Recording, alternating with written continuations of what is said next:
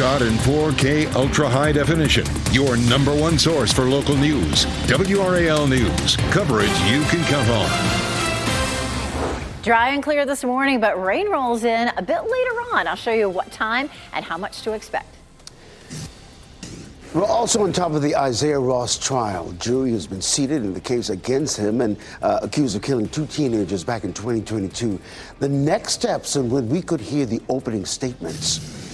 High property taxes, rising costs for homes are making it hard for Triangle homeowners to keep up. The steps lawmakers are taking to give you some relief. Good morning to you. We are so glad you're with us and you're part of your morning. And as we help you get your day started, we always appreciate that.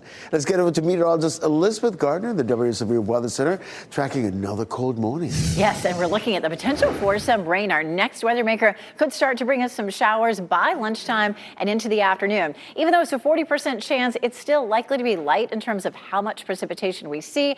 Cold front comes through tonight. We may continue to see a few showers and then turning much colder for us as we get into Thursday and Friday. Right now, we'll take a live look here at downtown Raleigh. Notice the flags in front of the legislative building, not moving too much, but officially at RDU, we are seeing some stronger winds southwest at 11, and that's keeping our temperatures much warmer than yesterday. You know, yesterday we dropped down to below freezing into the 20s, and now we're looking at 43 degrees. It is colder in Roxborough at 34. It's 37 in Fayetteville, 41 in Goldsboro, and 42 in Rocky Mount. Our hour-by-hour forecast will be in the upper 30s to low 40s this morning, and then mid-50s for this afternoon with a chance of showers. Again, we'll talk about how much we'll see out of this system coming up. Elizabeth, thanks. Police are investigating a reported stabbing in Durham.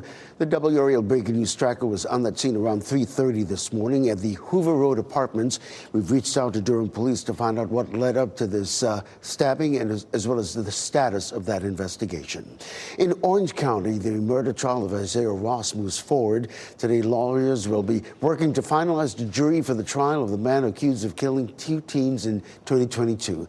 WRAL's Ali Kadlabar is live outside the Orange County Courthouse this morning. And Ali, the jury is seated, but there's still some more work to be done, yes?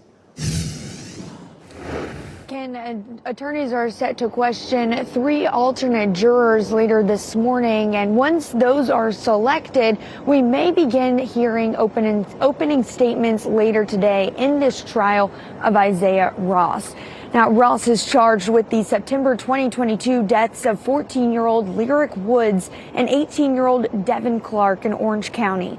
Ross opted to reject a plea deal Monday. The judge determined crime scene photos of the victims will not be shown on large screens in the courtroom, and Ross's defense told the court he is pleading self-defense. The trial moved forward with the jury selection process yesterday.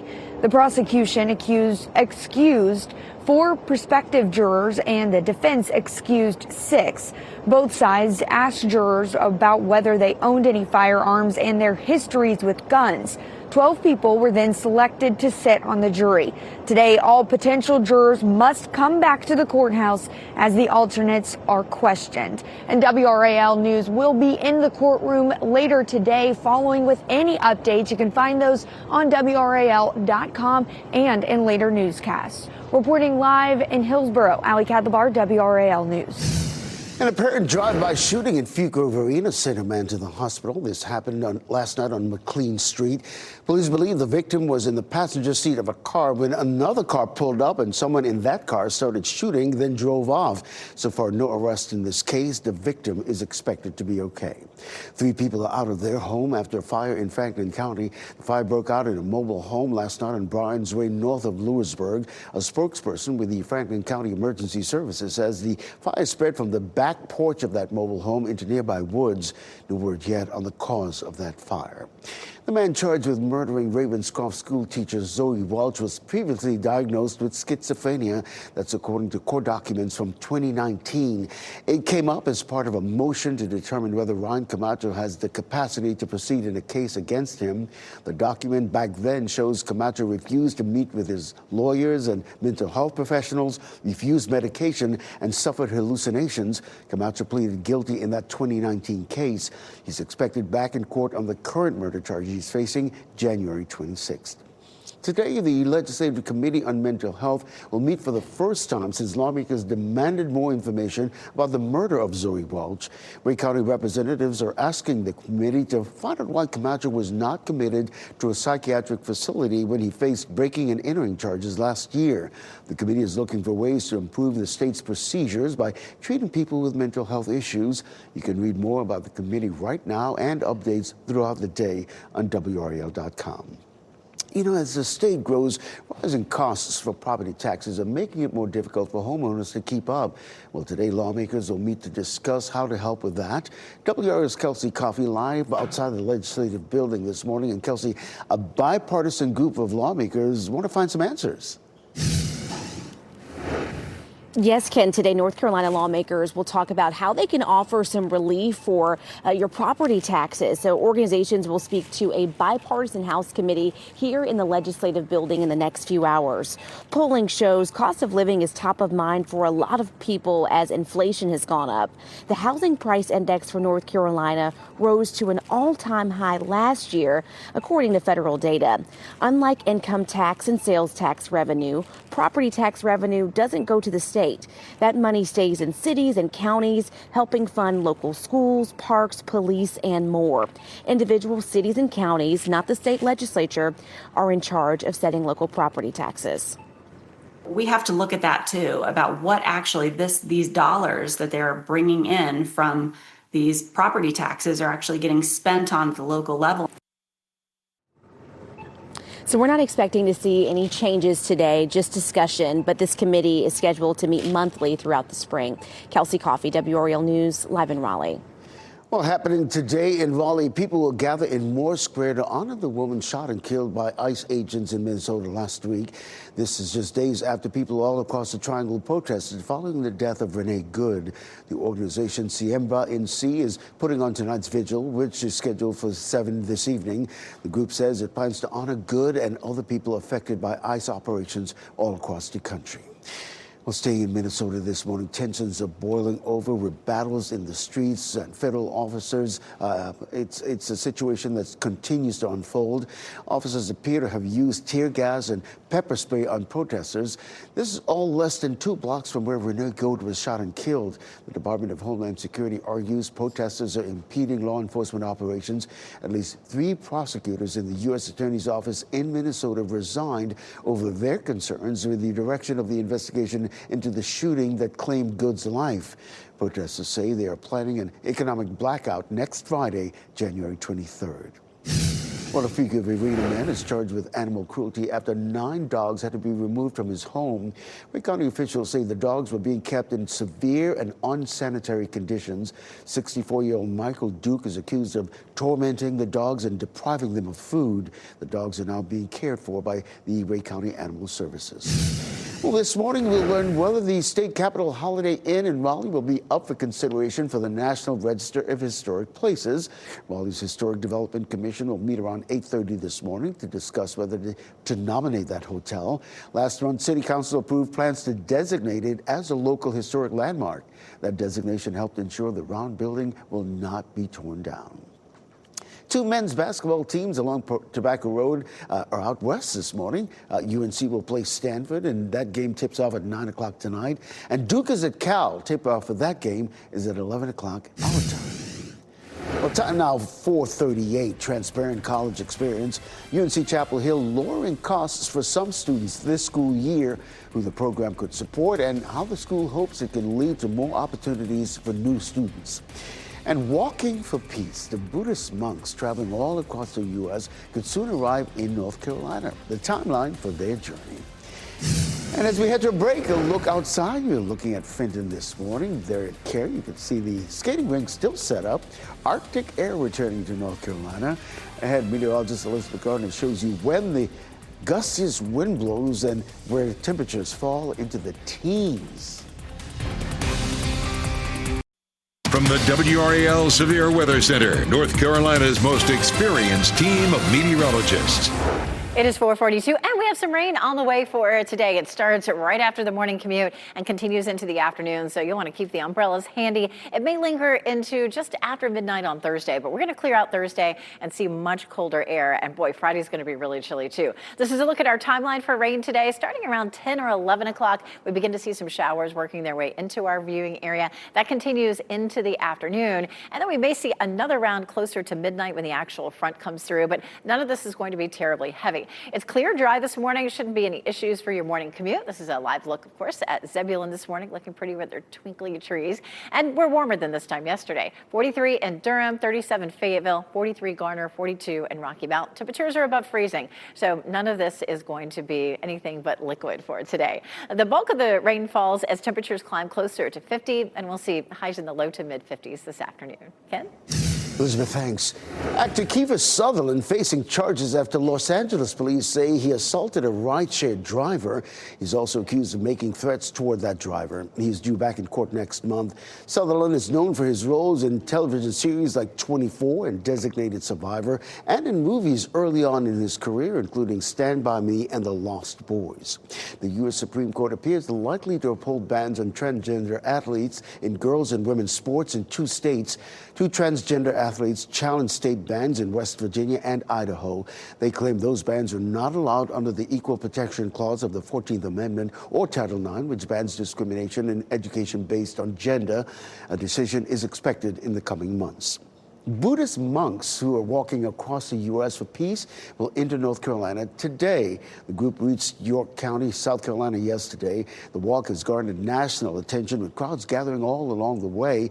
Today they will begin to make their way through the Charlotte area. They started their 2,300-mile journey in Texas back in October. Their walk will end in Washington, D.C. Well, listen, someone is stealing cows in Nash County. The Nash County Sheriff says 11 cows were stolen from Griffin Farms around the end of last year. Cattle thefts are on the rise in the U.S. in recent months. A herd of cattle can easily be worth an estimated $20,000. Now, if you have any information about this case, contact the Nash County Sheriff's Office. Edgecombe County confirming the first flu death in the county. The death was an adult, not a child. The health director says flu activity is on the rise and it has not peaked yet. It comes as our local hospital systems have seen a sharp spike in flu cases. Edgecombe County Health Department offering free flu vaccines Monday through Friday, so keep that in mind. Cumberland County Schools approving a revised plan on artificial intelligence in the classroom. It allows AI only for ethical and educational purposes. The policy also bans deepfakes and cyberbullying. Staff will monitor AI use and enforce restricted zones. The policy states that misuse can lead to discipline or loss of technology access. In Orange County, East Corbin Street and North Church Street will be closed in Hillsborough until Friday. Crews are adding a lane shift on North Church Street. No customers expected to lose water or sewer services during this time. Well, starting this school year, some students at UNC Asheville could be paying less for tuition. The school has expanded its financial aid program that offers North Carolina students free tuition and fees. It used to be only available to North Carolina students. Now students from bordering states are also eligible for reduced tuition. The school hopes this will create a more transparent college experience. Just want to say that it is important that students and families know what their cost is and that they know it so that they can make their decisions in time for deadlines for colleges and universities. Well, there are several requirements that students must meet. The program is only available for first-year or transfer students. The North Carolina Department of Environmental Quality highlighting the work it did in 2025 to help Western North Carolina recover from Helene. The department awarded more than $365 million in grants for water infrastructure repairs and resiliency. $12 million went to clean up debris in streams and rivers. 4,000 landslides were mapped out after the storm, helping North Carolinians stay safe for future slides. 400 dams were inspected, and the department designated 177 debris collection sites. Well, the National Park Service says the Blue Ridge Parkway is bouncing back. More than 2.5 million people visited the parkway in October last year. Only 744,000 people visited the Blue Ridge Parkway in October of 2024, which was the month after Helene hit. WRAL has been covering the rebuilding process for people devastated by that storm. You can watch our documentary, Helene, What We Lost, What We Found. Right now, you can check it out on WRAL.com or our YouTube channel. Well, let's get over to meteorologist Elizabeth Gardner, the Dory Severe Weather Center, tracking some cold temperatures and possibly some wet weather heading our way. Yeah, we're looking at this system starting to move in. This is our next weather maker. We'll begin to see some rain right around lunchtime or so, and then this is going to deliver some cold air for us tomorrow and Friday. Futurecast this morning, nice and dry. We do start to see some clouds developing as we get through the morning commute. At 10 a.m., we're still looking fairly dry, but right around lunchtime, a little bit of light patchy rain starts to move into our area. Nothing terribly heavy, and you can see by around 3 or 4 o'clock, it starts to move right on out. Now, the cold front itself will come through later on tonight, and there may be a little bit of light patchy rain with that, but that's going to be right around or just after midnight, and then that'll be the end of it. To early tomorrow morning, we'll begin to see clearing, and our temperatures will start to fall very quickly. Thursday may feel a bit like Sunday, where it's a little warmer in the morning, and then the wind really picks up and temperatures drop dramatically. This is a live look at downtown Raleigh there at the Legislative Building. Our wind is southwest at 11, so it's a little bit breezy for us this morning. Noticeably warmer than yesterday. 43 degrees right now in the Triangle. Some 30s on the map, though. 37 in Fayetteville, 39 in Clinton, 36 in Roxborough and in South Hill. Temperatures closer to the Triangle, 39 in Apex, but 42 in Cary, 43 in Garner and in Knightdale. So temperatures are running anywhere from about 5 to almost 15 degrees warmer than this time yesterday. And our afternoon highs are going to hold in the mid-50s as we see that potential for some rain. Our wind stays southwesterly today, but shifts to northwesterly tomorrow as we see a big trough in the jet stream that opens the door to the Arctic air once the front comes through. So we're going to see that rolling through. Big shot of cold air for us Thursday and Friday. We recover a little on Saturday, and then Sunday into Monday, we see another shot of some very cold air that comes in, and possibly another one again on Tuesday. So take a look at this. Our normal low is 32. We'll be close to that tomorrow morning, but 18 on Friday morning, and then our temperatures are at or below freezing really all the way into early next week. Of course, our temperatures will be in the teens all across our viewing area for Friday morning. Friday afternoon also will be chilly for us. We're looking at our temperature in the afternoon only at 43, and then some 40s into next week. We do have a small chance of a wintry mix on Sunday. We'll walk through that coming up. All right, Elizabeth, look forward to that. They're back. BTS touring again. See which U.S. cities are on their list. Also, meaningful gift students in Charlotte surprising their teacher in the sweetest way. What they gave him and what has everyone so emotional. Welcome back. There's a new documentary about the king and the new queen of the box office, says David Daniels with today's Hollywood Minute. There's been a lot written and a lot said, but never from my side of the story. The official trailer is out for Epic, Elvis Presley in Concert. Director Baz Luhrmann follows up his 2022 dramatic feature on Elvis with a documentary concert film featuring previously unseen archival footage and unheard interviews with the King. Epic, Elvis Presley in Concert debuts on IMAX screens February 20th and in wide theatrical release a week later. Oscar winner Zoe Saldana now has another title, highest grossing actor of all time. According to box office website The Numbers, her films have grossed $16.9 billion worldwide with the success of Avatar, Fire and Ash. The Avatar, Guardians of the Galaxy, and Star Trek franchises have helped to boost that total. The previous record holder was another MCU actress, Scarlett Johansson. In Hollywood, I'm David Daniel. Well, the popular K-pop group BTS back on the road for the first time since a mandatory military service. The group announcing the news Tuesday. The worldwide tour will include 79 shows across 34 markets, beginning with 3 concerts in their hometown of South Korea, home country, I should say, of South Korea. After shows in Tokyo, Japan, BTS will then visit North America. Among the stops, El Paso, Baltimore, Chicago, and Los Angeles. The tour begins in April.